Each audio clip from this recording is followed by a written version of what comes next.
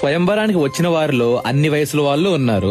కొడుకులున్నారు, తండ్రులున్నారు, తండ్రి వాళ్ళ తండ్రి అంటే తాతలు కూడా ఉన్నారు. వాళ్ళు ఒకరితో ఒకళ్ళు చాలా ఆప్యాయంగా మాట్లాడుకుంటూ ఆ ఈవెంట్ ని ఎంజాయ్ చేస్తున్నారు. వాళ్ళ కొడుకులను ప్రోత్సహించడానికి, ఒకవేళ గెలిస్తే దగ్గరుండి చూసి ఆనందించడానికి అందరూ వచ్చారు. కానీ ఒక్కసారి ద్రౌపది అలా స్టేజ్ మీదకి వచ్చి కూర్చున్న తర్వాత తండ్రి లేదు, కొడుకు లేదు, తాత లేదు, మనవడు లేదు, బంధువులు లేరు, మిత్రులు లేరు. అందరూ ఒకరినొకరిని ఛాలెంజ్ చేసుకొని ద్రౌపదిని నేను గెలుచుకుంటానని ఆ స్వయంవరంలో పార్టిసిపేట్ చేయడం మొదలుపెట్టారు. కాంపిటీషన్ మొదలైంది. బలంగా ఉన్న రాజులు ఒకళ్ళ తర్వాత ఒకళ్ళు వెళ్లి ఆ విల్లుని వంచడానికి ట్రై చేశారు. చాలా మంది దాన్ని వంచలేక తిరిగి వచ్చారు. మిగిలిన కొంతమంది రాజులు కొంచెం వంచి ఆ విల్లు స్ట్రైట్ అయ్యే రిఫ్లెక్స్ ఫోర్స్ కి ఎగిరి కింద పడ్డారు. ఆ తర్వాత దుర్యోధనుడు అహంకారంతో లెగిసి ఆ విల్లు దగ్గరికి నడుచుకొని వెళ్లాడు.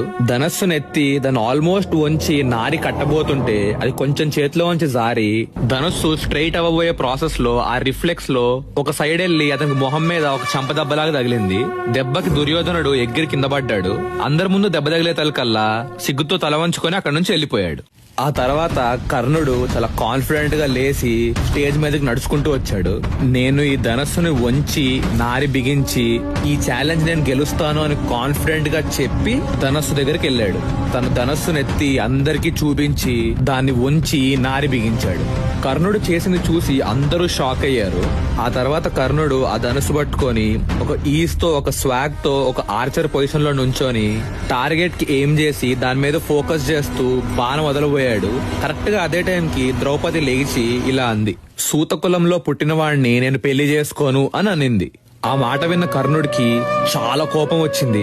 కానీ ఏమీ చేయలేని పరిస్థితుల్లో తల ఎత్తి అలా సూర్యుడిని చూశాడు. ఆ తర్వాత అవమాన భారంతో తలదించుకొని వేదిక మీద నుంచి కిందకి వెళ్ళిపోయాడు. ఆ తర్వాత బ్రాహ్మణుల్లో నుంచి అర్జునుడు కాన్ఫిడెంట్ గా లెగిసి ధనుస్సు వైపు నడవడం మొదలు పెట్టాడు.